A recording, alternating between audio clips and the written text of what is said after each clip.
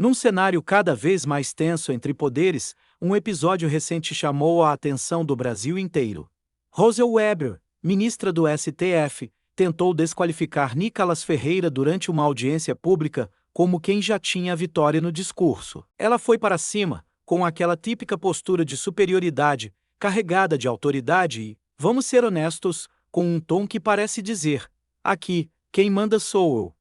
Mas o que Rosa Weber não esperava era ser confrontada com algo que poucos têm coragem de trazer: o próprio passado dela. E mais que isso, ser silenciada com seu próprio voto, um registro oficial de 2013 que desmoronou a narrativa que ela tentava sustentar ao vivo. E esse episódio é mais um capítulo da batalha entre quem tenta calar vozes conservadoras e quem simplesmente decidiu que não vai mais se ajoelhar diante da velha estrutura de poder.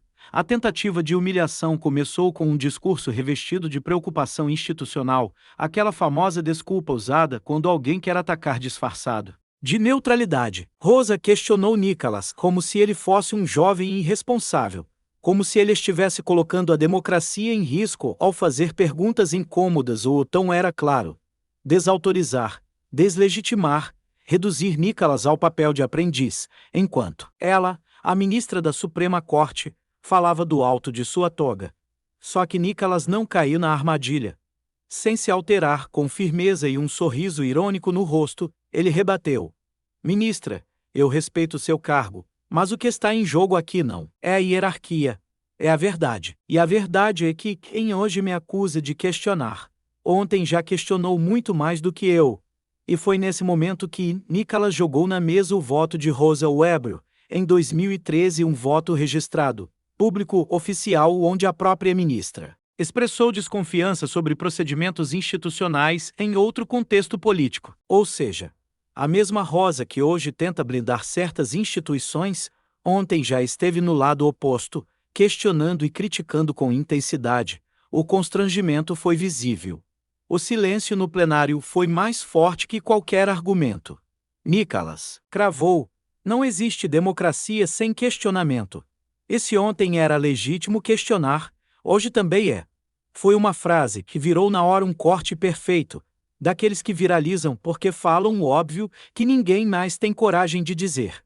Rosa tentou recuperar o controle, tentou minimizar o impacto, dizendo que os contextos eram diferentes, que o país mudou. Mas Nicalas, firme, respondeu: o que mudou não foi o país. O que mudou foi quem estava no poder.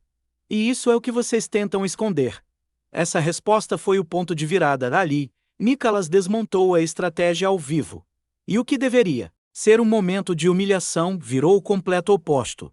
Foi a ministra que ficou sem resposta. O jogo de poder entre o Supremo e o Parlamento tem se tornado cada vez mais explícito. Já não existe mais aquele disfarce institucional de que cada um está no seu quadrado.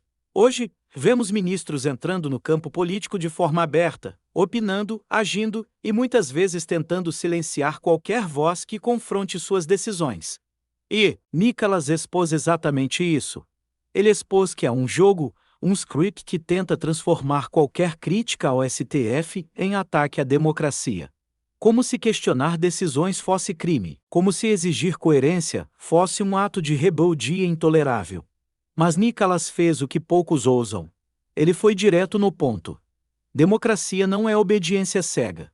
Democracia é ter o direito de apontar quando quem está no topo se contradiz. A frase caiu como um martelo no plenário. Rosa Weber, acostumada a estar sempre no comando da narrativa, percebeu que naquele momento havia perdido. E não perdeu para gritos, não perdeu para xingamentos. Perdeu para um fato documentado. Perdeu para a própria história. Isso mostra uma coisa importante. O poder das instituições não é absoluto.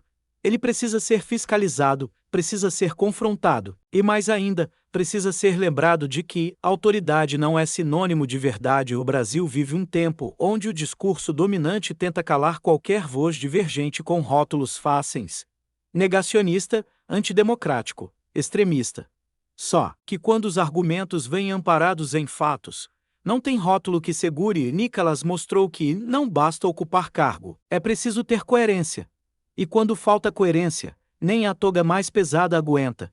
Esse episódio também escancara como certos espaços, que antes eram considerados intocáveis, agora estão sendo invadidos por uma nova geração de políticos, que se recusam a se dobrar. A velha guarda pode até ter o microfone, mas o povo agora tem as redes. Essa é a mudança que assusta quem sempre comandou o jogo. Eles estavam acostumados a controlar a narrativa do começo ao fim. Hoje, uma resposta firme pode desmontar anos de construção ideológica e pode se espalhar em segundos para milhões de brasileiros. E vamos ser sinceros. O que Nicolas fez ali não foi só responder uma provocação. Foi um ato de resistência, foi um recado, foi uma demonstração de que a liberdade de pensamento ainda sobrevive, mesmo dentro dos corredores onde tentam sufocar. Lá, Rosa Weber tentou usar o peso do cargo. Nicolas usou o peso da coerência. E nesse embate, ficou claro que a autoridade verdadeira está com quem carrega a verdade, não com quem carrega a caneta. Não se vence um argumento com silêncio. Não se apaga um fato com censura. E não se constrói democracia sem espaço para o contraditório. Esse momento precisa ser lembrado. Precisa ser espalhado, porque ele representa algo maior do que Nicolas e Rosa. Representa o direito de todo cidadão de questionar. Representa a luta contra a censura disfarçada de moralidade. Representa a resistência contra a tentativa de transformar o STF num oráculo. Inquestionável, o povo está acordando. E cada vez mais, episódios como esse mostram que o brasileiro cansou de ouvir calado, cansou de obedecer quem diz que tem razão, mas não prova. Cansou de aceitar narrativas que caem ao primeiro confronto com a realidade e Nicolas Ferreira, ao vivo, enfrentou uma ministra do Supremo com firmeza, com dados, com coragem. E mostrou que a nova geração não vai se curvar. Se você acredita nisso, compartilhe esse vídeo. Faça ele chegar onde os grandes veículos não querem que ele chegue. A vigilância popular é o único antídoto contra o abuso de poder. Eles tentam silenciar. Nós continuamos falando.